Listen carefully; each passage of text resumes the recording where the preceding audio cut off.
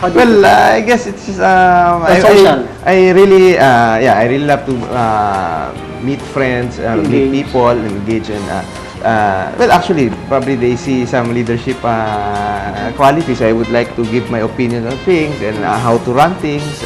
So eventually, I was with student council, with the professional organizations, Right. even religious organizations. So Yeah. what I was even saying, I was a part-time student and a full-time leader. Gosh, parehas tayo.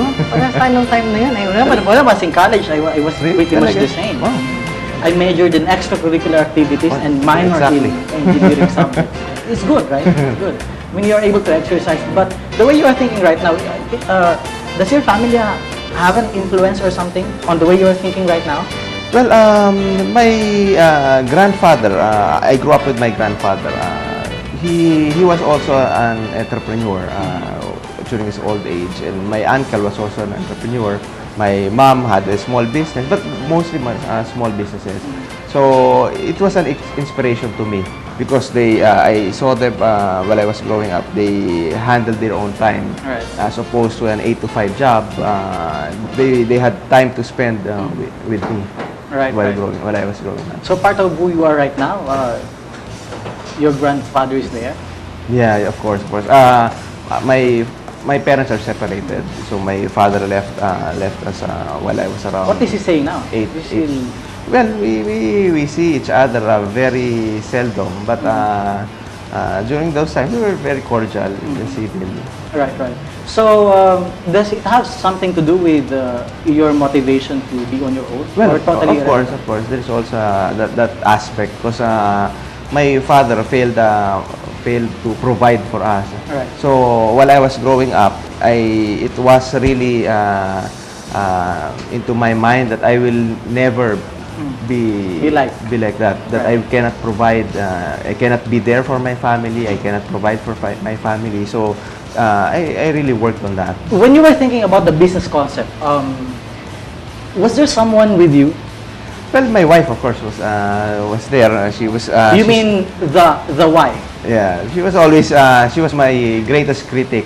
Oh yeah. So when I say the 1 year of research and development, that's why now I can't even eat bibingka because for 1 year you imagine eating the same taste, the same product for 1 year. Exactly. So all these brands, these are not your brands, right? You're just the front guy. Yeah. This is your wife's. Well, look, if Number one critic. in some way, yes. Yeah, yeah, definitely. Who's the boss in the house? In the house, of course, my wife. Is she watching now? I think. Yeah, she should. I mean, Yeah. I'm just the foot soldier in the house. She's the commander-in-chief. exactly. So, is it hard coming up with a concept? I mean, is this an original concept that you are doing, barbecuing, Bibingkinitan, T-Square? T-Square came from maybe the engineering part. Right. You're Yeah. right. That's the only thing that I can say that came from my educational background. Yeah, the the name. T-Square.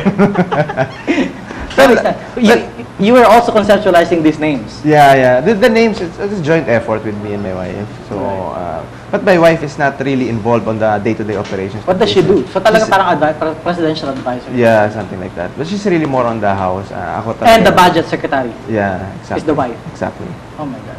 But when you were still starting up, you were the accountant. Lahat. Siya na? Lahat. Sa kanya. But because during that time, when we were starting, she was still working in a multinational bank. So it was really me who was doing all the legwork, tindero, punta sa Delivery. palengke, delivery, talking with the suppliers, doing the marketing, advertising, and the strategy. So it was really very hard. I also had to study Photoshop and Self-study, you mean? self-study everything. So Para sa mga design or something? the design. Kasi wala tayong pambayad sa graphic artist. Exactly. Even our kiosks, our carts, our stores, I just do the design. That's where my engineering background came into place. Ako nagdo-drawing no ano. I hired a carpintero, a pintor. So sarili mo mga design yan. Yeah. What does your wife do now? Now she's really focused on the family. So we have 3 kids right now. So mostly there. Pardon mama, pinag-usapan ka namin dito sa show. Excuse us lang. Pero, so, this when you started, it was like 120,000 pesos in capital. Yeah. Okay, and it came from Well, half that came from we had a loan. We had a loan from my wife's employer from the bank. Then half that we loaned it from my father-in-law. Was there never a point that you thought about the idea? I mean, 120,000 way back is a sort of big, huge money. Well, actually, during the time, it was already small. That was in 2004. Medyo maliit yun, and that's why I had to resort to doing all the things myself. So, You were never paid. You cannot pay yourself. Everything must go yeah. to the business. In fact, if I remember, the store, the kiosk, cost already 60,000. So that's already half of the... Wala pang rent. Wala pang deposits, wala pang equipment yun. Exactly. So, paano nagkasya yun? Well, when I look back, it's really difficult on how I was able to do it. I mean, I cannot imagine. I mean, I cannot just imagine. But it's awa naman ng Diyos na we were able to push through and we were able to grow. How many employees do you have now? Now we have directly and indirectly we have around 300 employees. 300.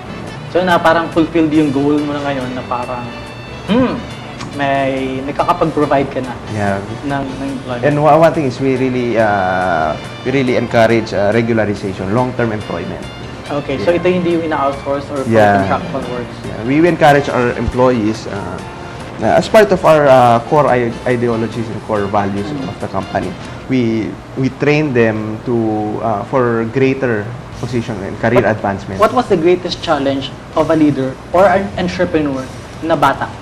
Well, during the start, I started 24 years old. I didn't have any experience as an entrepreneur. The hardest thing was to prove yourself to the suppliers, to the lessors, to the malls.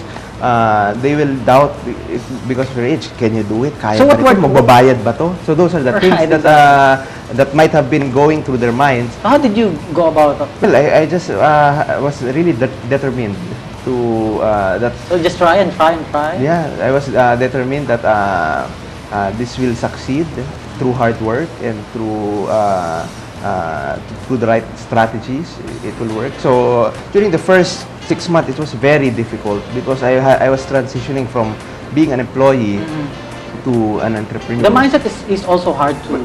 Well, the discipline is the same. You have to be very disciplined on that because as an employee, you have to go there 8 to 5, do overtime. As an entrepreneur, no one will tell you. No one will tell you to go there, to work, or when to rest. So you have to do it on your own. Alright, so ibig sabihin mas mahirap yung entrepreneur ka kaysa dun sa...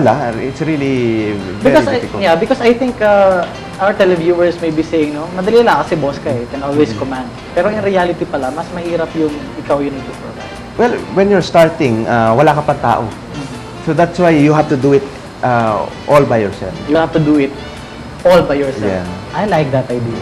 I think that's during the start. But eventually, when there is growth already, when you have your employees, you can delegate.